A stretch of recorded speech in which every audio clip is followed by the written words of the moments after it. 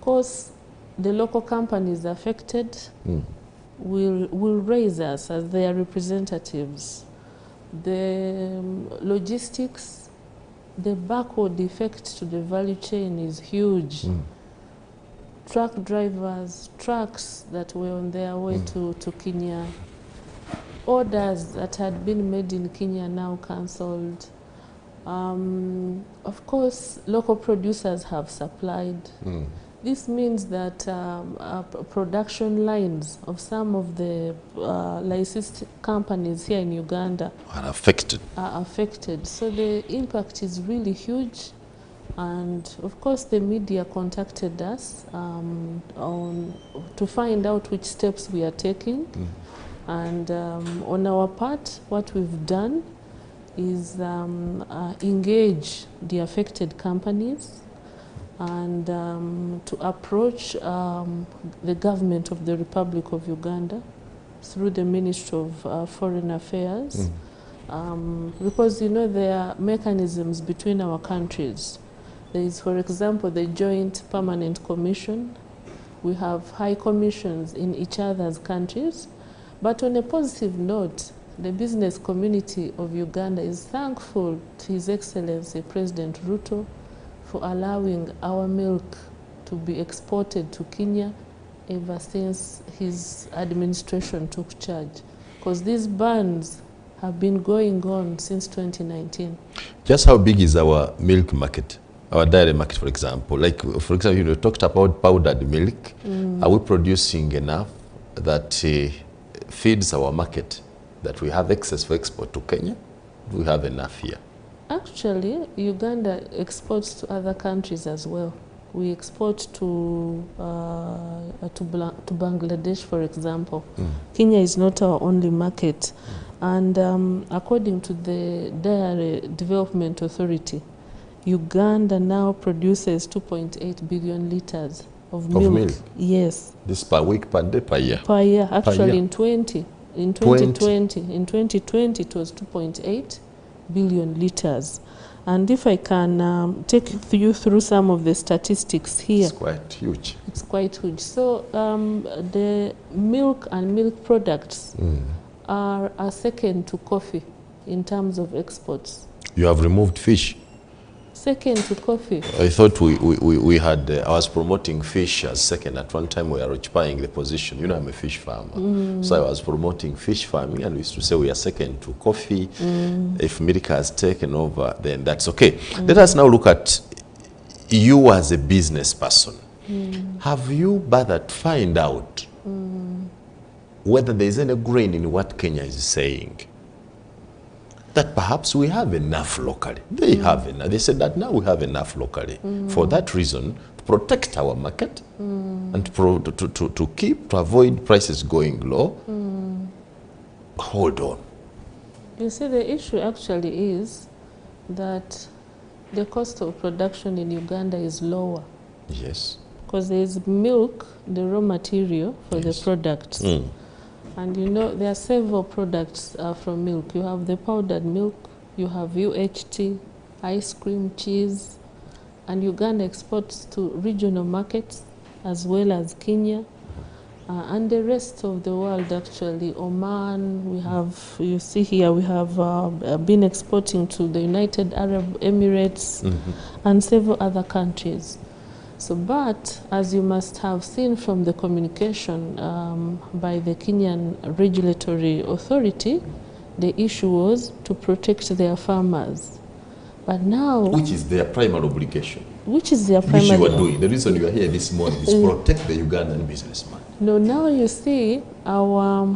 Because you must have seen private sector foundation partnering with the government of Republic of Uganda to integrate markets. Yes. Because the idea is that we cannot, protectionism cannot grow our countries.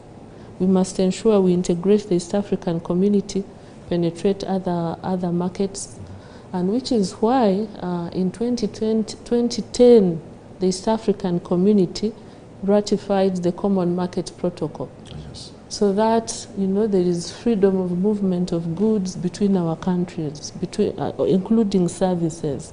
So protectionism does not make business sense.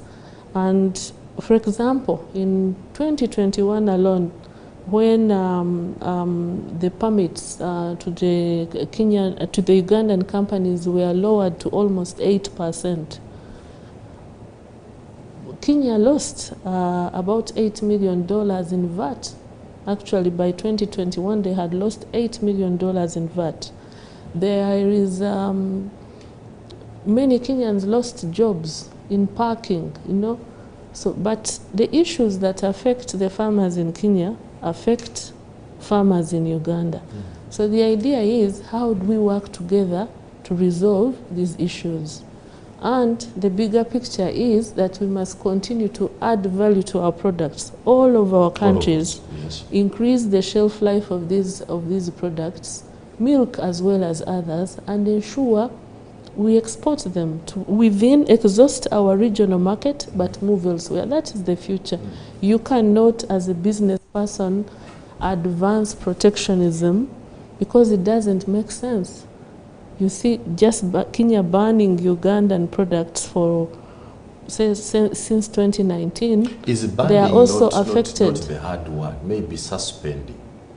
Banning sounds too weird. That but they're saying musoke mulindeko. Which of the, I think it is suspending. Actually, we are very thankful to His Excellency Ruto. And because the moment he took charge, he said no, he advanced integration. He said it's all right for Ugandans to trade with Kenya.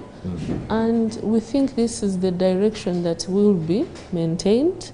Our policy team at Private Sector Foundation has already prepared a paper to the Ministry of Foreign Affairs, and through the diplomatic channels. For example, we have a joint permanent commission, Uganda and Kenya. And whenever there are issues, if it's energy, the ministers of energy of our countries meet.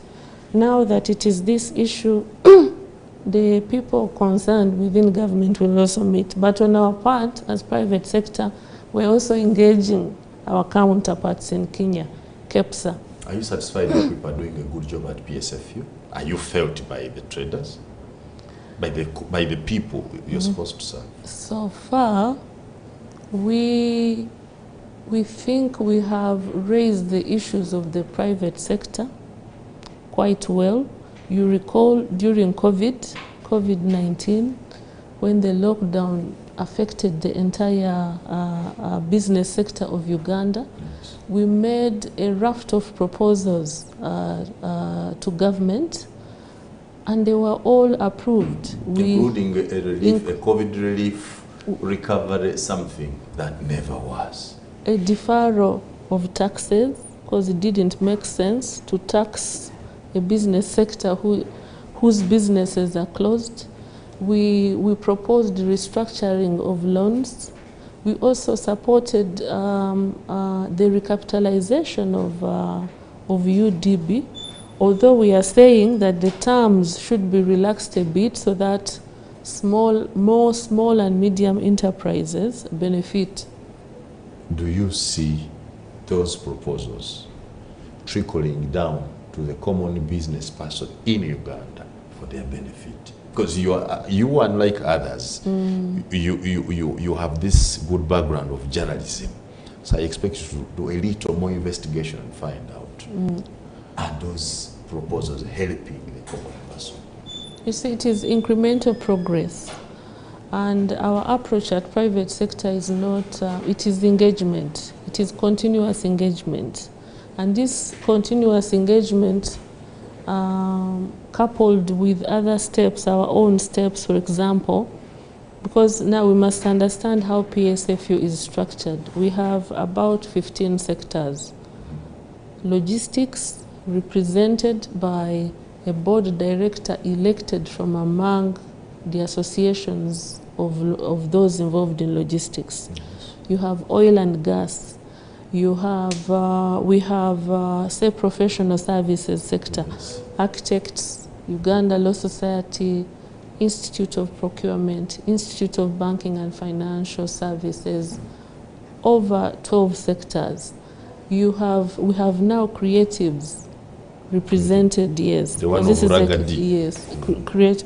So this is how we organize. But each of those sectors, each of those associations have several members.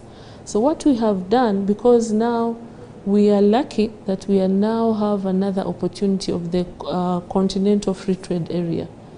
But in order for us to be ready, to ready our businesses, small, medium, the bigger ones, what we are doing on our part is partnering with other partners. For example, MasterCard Foundation. It has so far enabled us to have over 250 small and medium enterprises and certification from Uganda National Bureau of Standards. Because without standardization, you cannot penetrate these regional markets. You cannot penetrate the African markets. Two, we carry out trainings, because you must make our businesses export ready. How are you handling, for example, your books? Are you ready for that? If you got a partner tomorrow, are your systems digitized? So that's a contribution we are making. This year and in the coming years, we intend to move to the countryside, because these businesses are all over the country. Mm-hmm. So that actually, for example, the Mbara City Traders Association, there are associations in Arua, there are associations in Mbale, and elsewhere in the country. So, and you see, these issues affect the entire business community in the country. We've also been, because our other role is advocacy, advocating for patient capital. Because now what's affecting businesses also is high interest rates on the loans. So, but which is progress. We continuously engage government. Fortunately, government has been supportive to the private sector. You saw us handling business summit in the Democratic Republic of Congo. I attended one with you in Ijub. Yes, in South Sudan. There has been one in South Africa where the private sector has been represented, and several businessmen attended. And the idea was to resolve these barriers to trade, barriers to travel. One of them being Kenya has before raised the issues of standards, especially when they're talking about our maize and eggs. For maize, especially the maize and beans, they were saying they have discovered that our supplies were of poor quality, and they identified through their laboratories an excess of aflatoxins in the supplies we are making. That now puts a burden on you. But while you want this market to be free for you to go everywhere, how have you addressed the standards? Now, standards, for example, maize, there is, you know, the Uganda Grain Milling Council. They are addressing that. And the way to address that is on post-harvest handling. So, farmers, it comes all the way from the entire value chain, from production. When this maize is harvested, how are you handling it? How is it being dried? Storage, and that is being handled. The commodity of maize under the Uganda Grain Milling Council, they are handling that to ensure that the level of aflatoxins is reduced. So the future is bright. The Ugandan business community do you now upbeat. Do you now see that before others open up the market to you, before the way you want it, there are some checks to make? If they were handling it, I agree with that they're handling it. But it means that in the first place, there was a problem in our maize. But you see, the interesting thing is that, and that's why earlier I said that protectionism doesn't make sense. And that the view should be adding value to our products, working together, building synergies within our region and linkages to ensure we resolve these issues. You must have seen Kenyan farmers in the east as far as Kapchorwa. They come and buy maize cheaply, take it to Kenya, add value. Actually, they look for it. Even in my village, you find them with their trucks. And then, yes, export feeds to feed our chicken here. Having picked our maize here. Yes, so it is all right, which is all right for them to pick the maize. But what we are saying is that for us in the East African community spirit, our businesses, our trade, we must continue to build these linkages, build synergies, work together. And this particular issue of the current one of the ban by the Kenya Dairy Authority, the steps we are taking are engaging government, because when you are dealing with another country, there are diplomatic mechanisms to do it. There is a joint permanent commission. The Ministry of Foreign Affairs is going to contact their counterparts in Kenya. Our high commissions are in touch. The business community is in touch. For example, like I said earlier, our policy teams at Private Sector Foundation have already contacted the affected companies with a view to gauge the magnitude of the impact of the ban. And this means jobs being lost, production lines being closed, the logistics sector being affected. The Kenyans too are affected in terms of tax, say, on VAT. And in 2021, it was to the magnitude of $8 million. But the business community in Uganda, through us, the Private Sector Foundation, their representatives, are appreciative to His Excellency President Ruto's regional outlook towards integration and regional trade, because the moment he took charge of the administration, he said Ugandan milk products come in, and that was good. So this is a recent development that we will resolve, hopefully. Are you looking at an idea of maybe a regional private sector foundation body, perhaps at that level? Now that you have established PSFU for Uganda, I saw you struggling to help the South Sudanese also start something of that nature. Perhaps Kenya and the others having the same. Perhaps if you have this thing at a regional level where you have a council, a PSFU, it cannot be PSFU for that matter, but a private sector foundation body for the region where some of these issues would begin. Because, Sarah, you need also to know that behind these pronouncements, behind these bans of this and this, are political undertones. There could be issues that your neighbors don't agree with you, perhaps in the way you're handling your businesses. You want us to have the handling businesses, political? They may have some, some of the businesses we do have the political undertone, the political atmosphere. They may not be happy with maybe the way you're running your government. No, this has nothing to do with the politics. You see, for us, people in business, what we need is stability. What we need is a regulatory regime that is favorable to the growth of businesses. As long as we have that, we don't mind, and which is why for us at PSFU, we are always pleased to contribute to the shaping of policies that can help thrive the businesses in Uganda. And we are always in touch with our counterparts, say KEPSA in Kenya. You saw us in South Sudan. There is going to be a business forum in Rwanda in the next few weeks. And the idea is to continue building synergies, continue resolving all these barriers to trade and travel. In South Africa, you saw the assurances His Excellency President Museveni and his counterpart President Ramaphosa gave regarding visas. And we are hopeful, and this was tabled by our chairman, Humphrey Nzei, the chairman of Private Sector Foundation, because that is a barrier to travel. Okay, we'll have a short break, and when we return, we now look at the resolutions, the way you are resolving. How are you resolving the problem? In how much time do you think this problem will be done?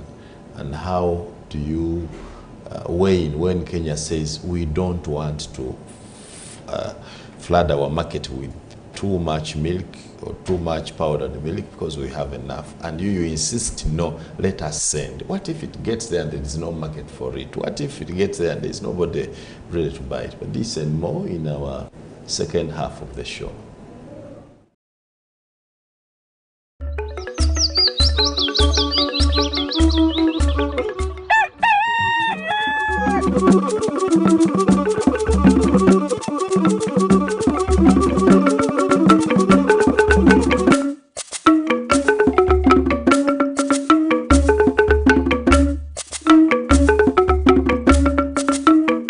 Eno ni Gangamka ku Baba TV.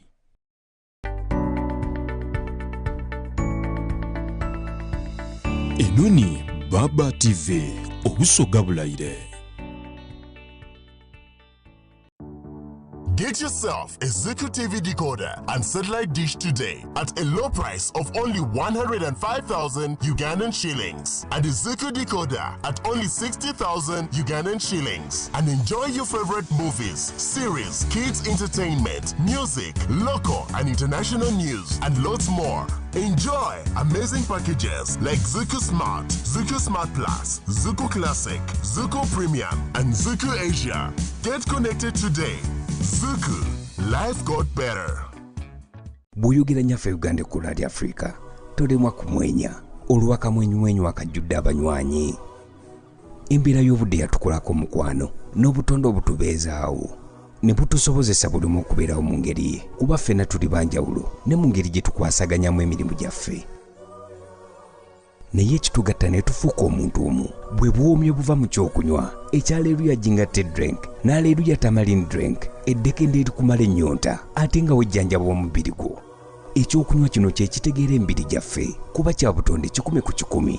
Woomerwa ekyokunywa kirimu omubisi gw'enkooge. Alleluya tamarin drink n'aleluya jingatte drink bikolebwa ba Alleluya Reflexology Healthy Solution and Nutritional Research Center Limited. Weefunira ekyokunywa kya Alleluya leero okuva ku maduuka wonna. Bakubire ku noti 393 24 15 6 Buli kumacha Zuku kanesanyu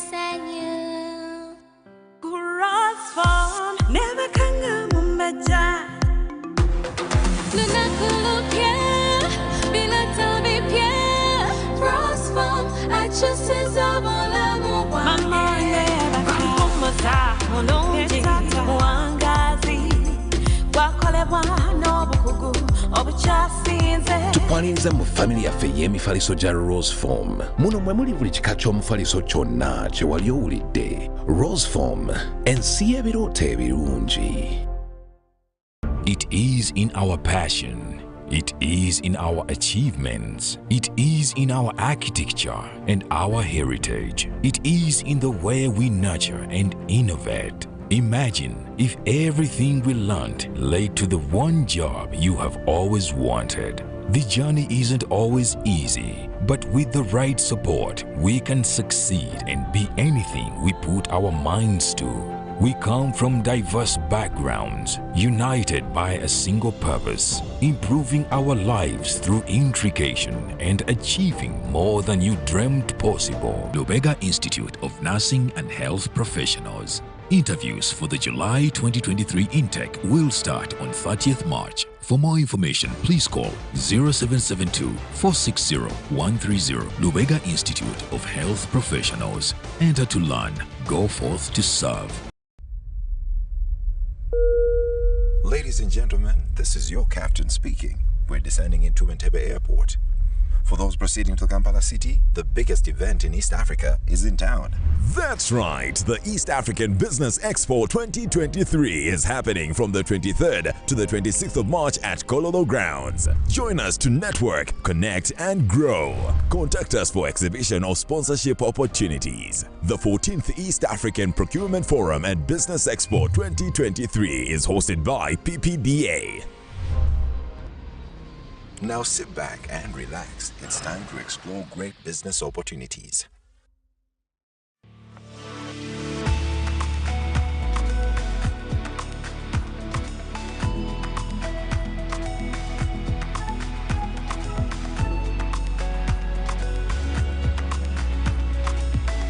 Inoni Baba TV obusoga bulayire.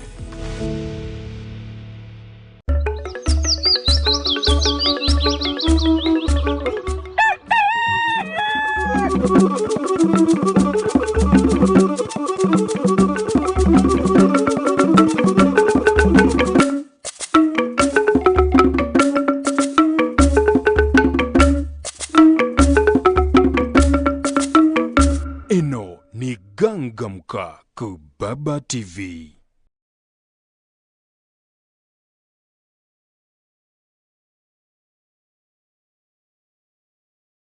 Oliku Baba TV program ganga mukenshi ya lero tulini Sara Kagingo omyuka wa Isentebe w'ekibiina ekikola ku nsonga daba nekolera jange ndoza bwe tubeetse abali private sector nga tubitongole bya government bantu banakyewa bekola business daibwe akayate ekitongole kino kirimu abantu abebika ebyendawula abakola emirimu egigwa mu biti 15 era yagezaako okubibala nga begayita baba kuno omuntu gwawereza obakiikira bakola board yawala kusobola okubona nga batambuza ebintu bino. So this morning Sarah is with us here basically to look at the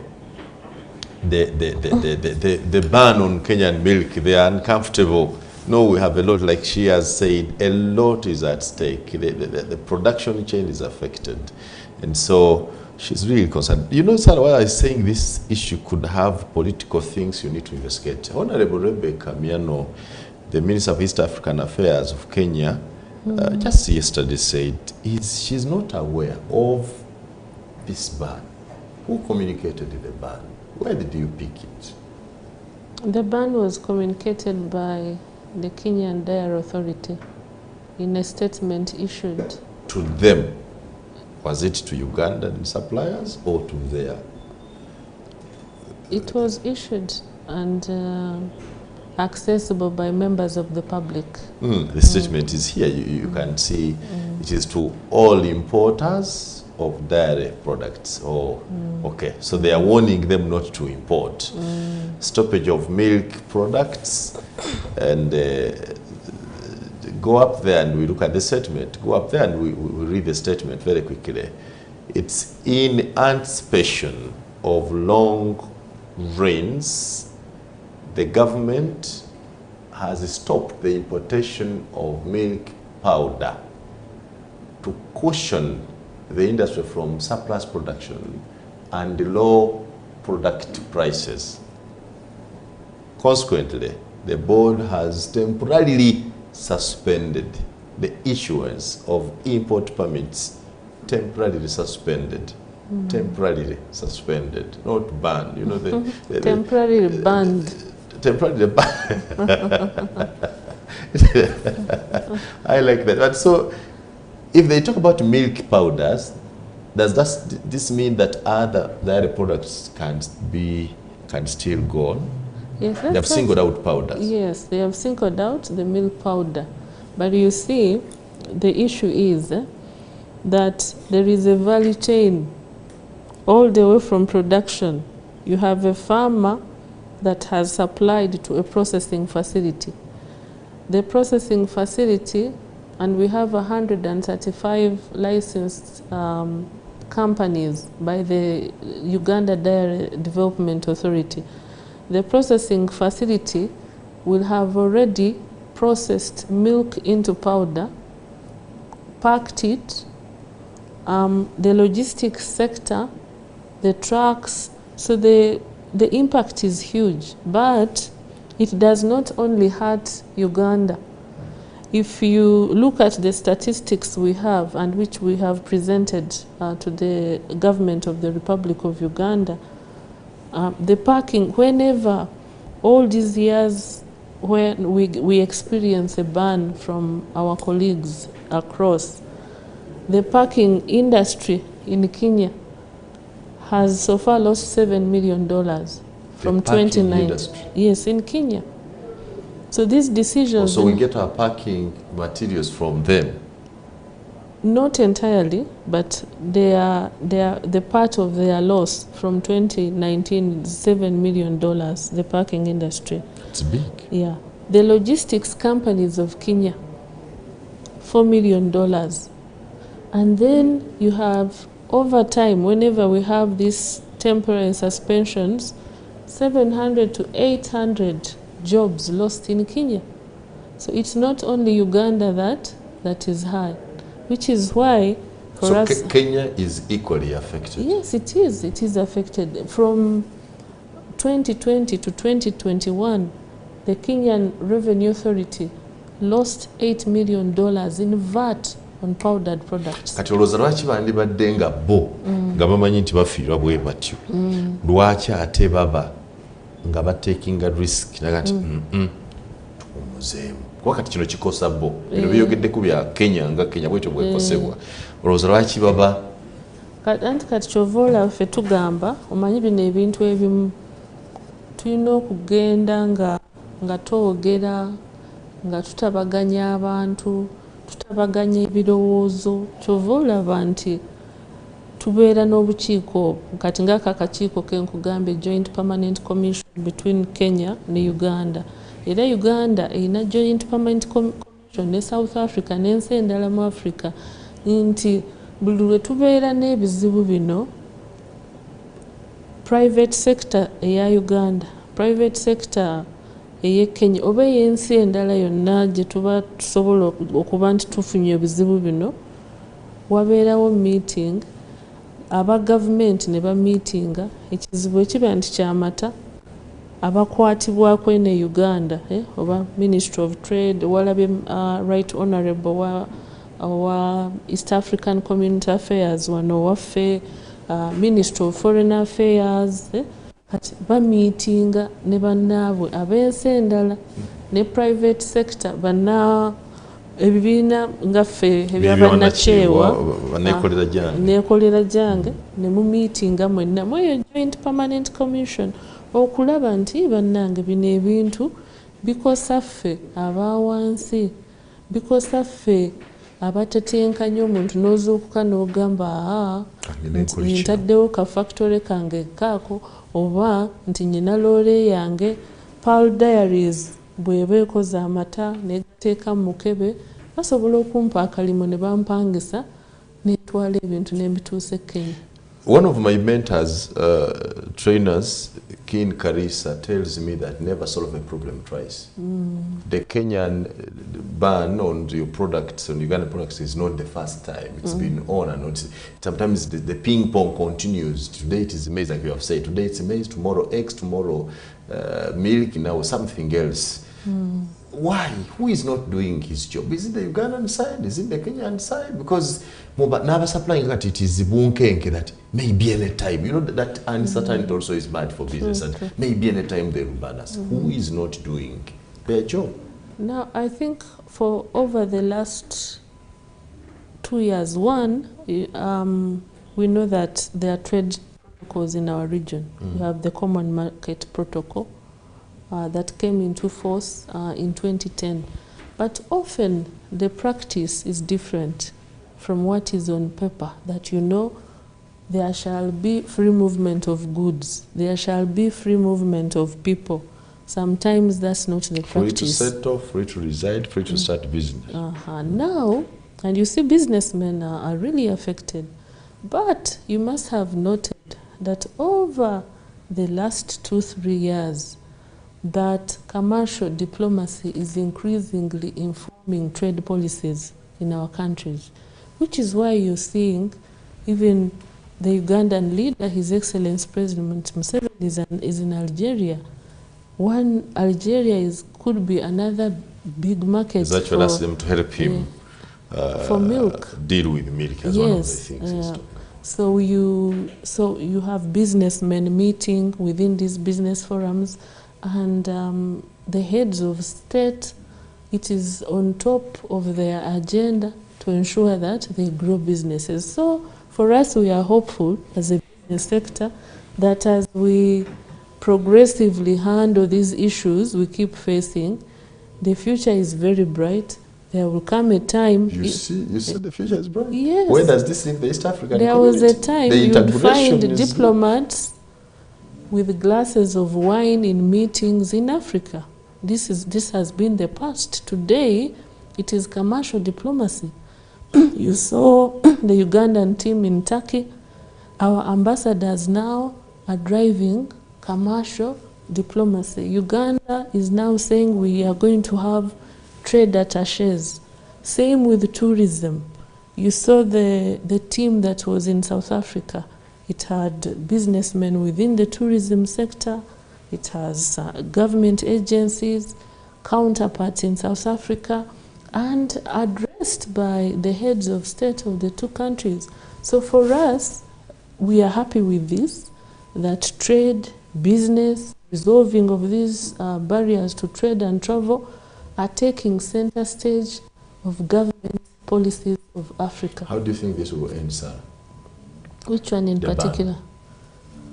The ban on milk. Our hope is that it's going to be resolved. The Minister of Foreign Affairs is always in touch with the Private Sector Foundation, Uganda. We are their first point of contact whenever there is an issue that affects business within the region. And we know for sure that they are contacting their counterparts in Kenya with a view to resolving this. If it is resolved, really, it will be helpful. I mean, it saves jobs. You have over 10,000 jobs, direct jobs in this industry. Over 30,000 indirect jobs. That's a great deal. It's a big deal. The impact is huge on the Ugandan economy. What did we get in DRC? I saw you attend the DRC Uganda Business Summit.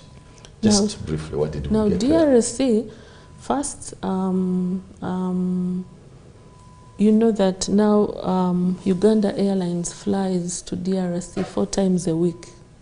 Okay. 2, we had a business delegation that meant we held business-to-business meetings with our counterparts in Democratic Republic of Congo, and people were able to sign some deals. So we held this in Kinshasa, where we also met government agencies, our government agencies and theirs, to resolving the issues. For example, there are issues to do with transfer of money between Uganda and Democratic Republic of Congo, issues of travel, issues of security, for example. Actually, that's the question I was coming to, the issue of security now in DRC. Given the security problems, are we able to reap the benefits that you people say we are doing? Now, like I said earlier, it is important to us as a private sector, and indeed the rest of the business community in our region, that our countries are stable. Without stability, our businesses cannot grow. So we have hope in the mechanisms by the East African community.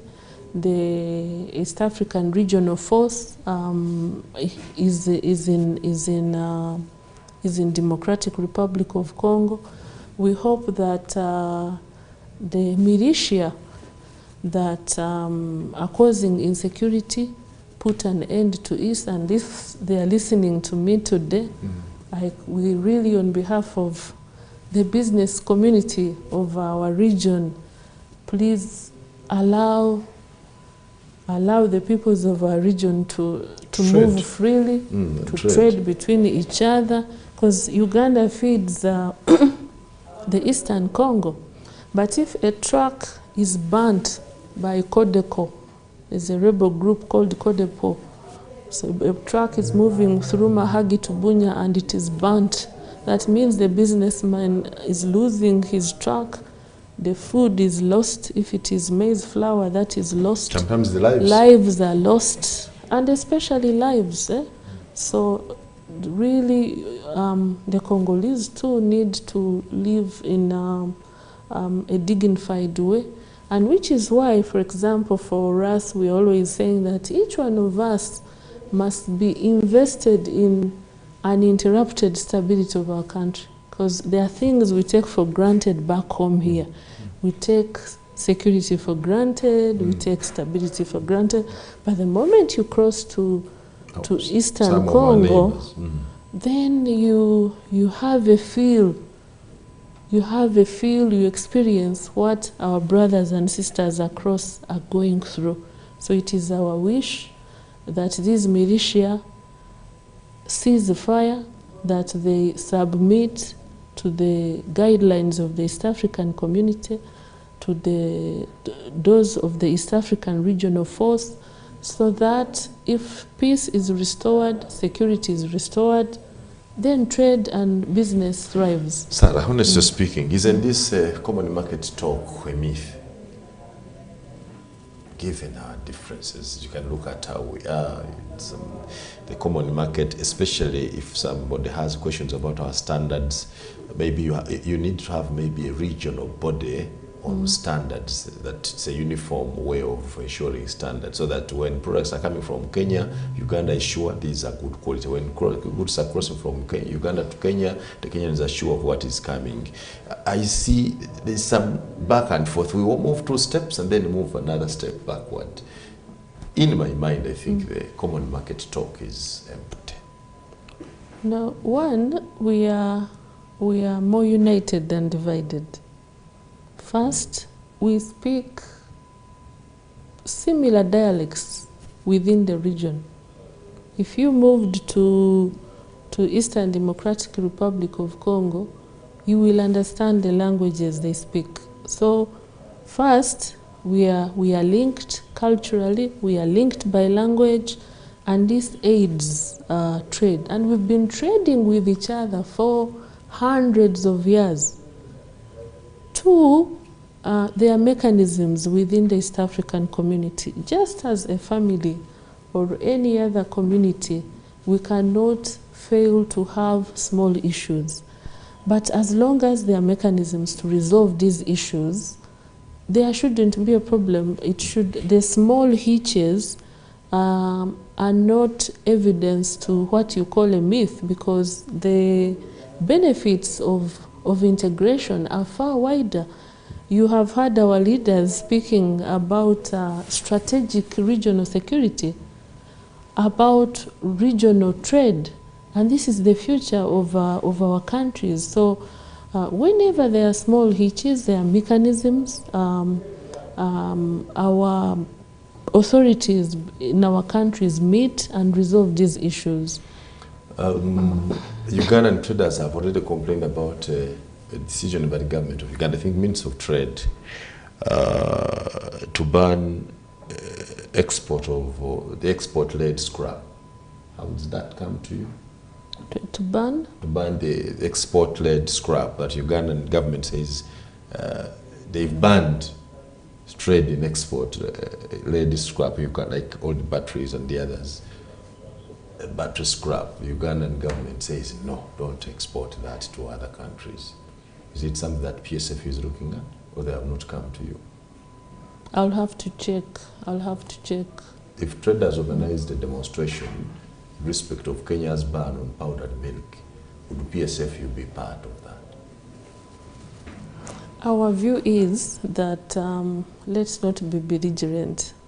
Let's exhaust diplomatic mechanisms. Let's exhaust engagement. Experience shows that engagement delivers. So, and we are really engaging. Diplomatic mechanisms have been invoked. So why should we be diplomatic when the other people are not? Today it's maize, tomorrow it's eggs. We are diplomatic on maize, we keep quiet. You ban eggs, we go diplomatic. You ban milk, we remain diplomatic. Really? But some of these things have been sorted. When permits were reduced on milk in 2019 and 2020, because of our great bilateral relations between our two countries, you had His Excellency President Ruto saying, when he was here during independence celebrations, he said, it is okay for us to trade with each other. And he told Kenyans that it's okay for Ugandan milk to come in and we can export ours. So that is the direction. Now the difference between protests. What he said and what his government is doing is very important. You know, sorry, you're very diplomatic. Because the other guys are rough. I imagine the way they're handling it, it's rough between what he said and what is being done. And I've just told you here that the Minister for East African Affairs, the other side in Kenya, says she's not aware of the ban. Now, one wonders, how did the Kenya Dairy Authority issue such a statement without the knowledge of the East African Community Affairs Ministry of Kenya, knowing that this will affect regional trade? But I'm sure now they are aware. They must have read the statement, because Kenya Dairy Authority is a government agency. So, but you see the Ministry of East African Community Affairs here, they've been very supportive to the business sector. We were with them in, and the Right Honorable herself was in the Democratic Republic of Congo she led the delegation from Uganda.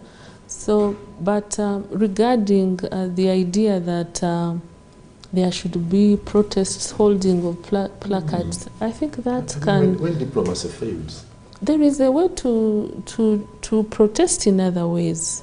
If engagement fails, sometimes countries issue diplomatic protest notes to each other. That is another way to protest. But let's not escalate issues to a level where we shall further be affected. Let us exhaust these channels, you know, the good exhaust thing that the Kenyans engagement. need some things from us, we also need some things from them. Perhaps if we stretch a bit and say, enough is enough, they will also that we can touch something that I have heard some people saying, you know, let's now employ reciprocity. Since they have blocked this, let's also block that. But Ugandans, for example, the Ugandan savers, NSSF has investments in Kenya. Kenya's Brookside has a stake in Uganda. So protectionism and reciprocity. If they are not understanding that, who should force them to understand? They are not understanding what engagement, you understand. but they do, which is why they are one of our biggest trade partners. Other products are moving in. So this is, we treat it as a hitch, and we think that our two countries will resolve this through the usual already established mechanisms. This firsthand? Is it you, PSFU, or the government of Uganda? Minister of East African Affairs, Minister of Trade has actually not said anything yet. Minister? PSFU has spoken. Minister of East African Community Affairs, Mr. Rebecca Karaga has spoken. Minister of Trade is yet to speak. Now, you see, when you're dealing with a neighbor, you have to go through the established mechanisms. Minister of Foreign Affairs engages, and we are already, Uganda's private sector foundation is already in touch with the Ministry of Foreign Affairs. Like I said earlier, our policy teams have already established the impact, the magnitude of this temporary ban on import of our milk products, which we are tabling to the government of Republic of Uganda for onward transmission.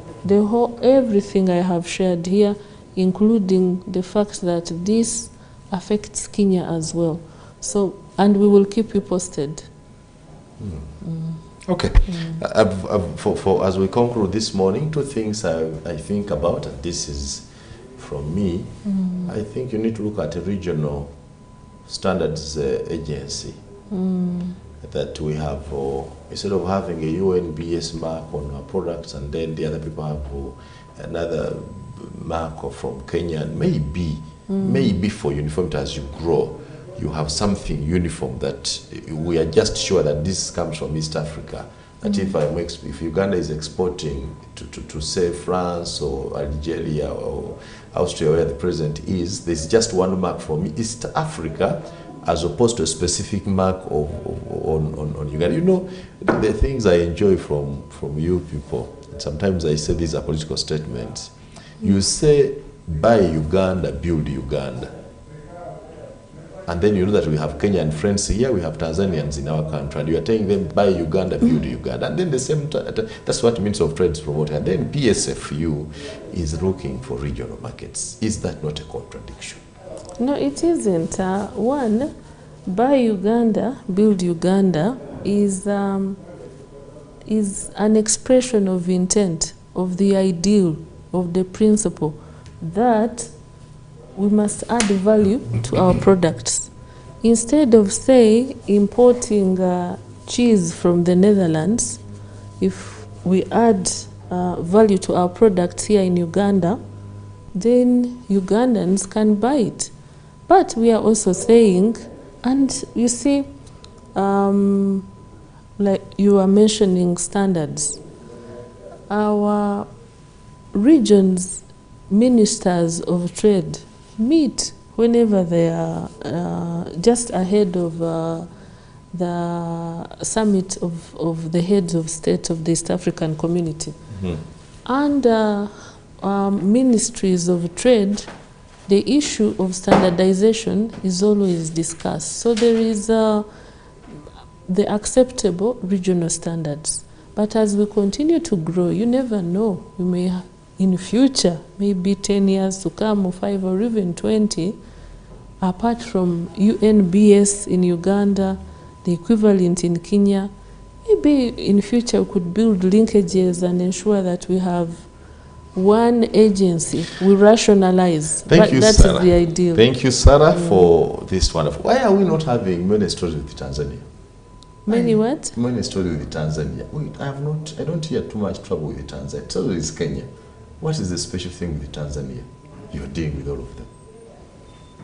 Yes, we are. You know about the crude oil pipeline with that we are constructing with Tanzania. Yes, I mean the banning. Tanzania does not ban so much of one thing. It's not just what they have banned. This are banned. The other have not. These trade wars are with Kenya always. Unfortunately, okay, this is unfortunate what has happened, but it is also true that Kenya is one of our biggest trade partners.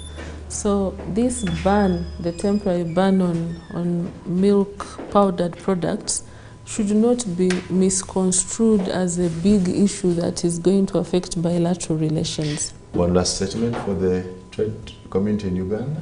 Yes, just to say, we've had some Muyanga Lutaaya saying they are called to protest. We are saying we have tabled these issues, the impact of the ban on the entire value chain of the milk industry. The Ministry of Foreign Affairs, the entire government of Republic of Uganda is concerned. They have already invoked diplomatic mechanisms in our region, all channels in our region, and this will be resolved. We hope that this will be resolved on our part as private sector foundation. Our policy teams are engaging you to pick all these issues, and we are already tabling them to the government of the Republic of Uganda for them now to use their good offices and engage Kenya through the known mechanism, the Joint Permanent Commission, our high commissions. Uganda has a high commission in Kenya and vice versa. Thank you very much, Sarah. It's been a great honor to have you, Sarah Kagingo. Thank you. The Vice Chairperson of the Private Sector Foundation Uganda.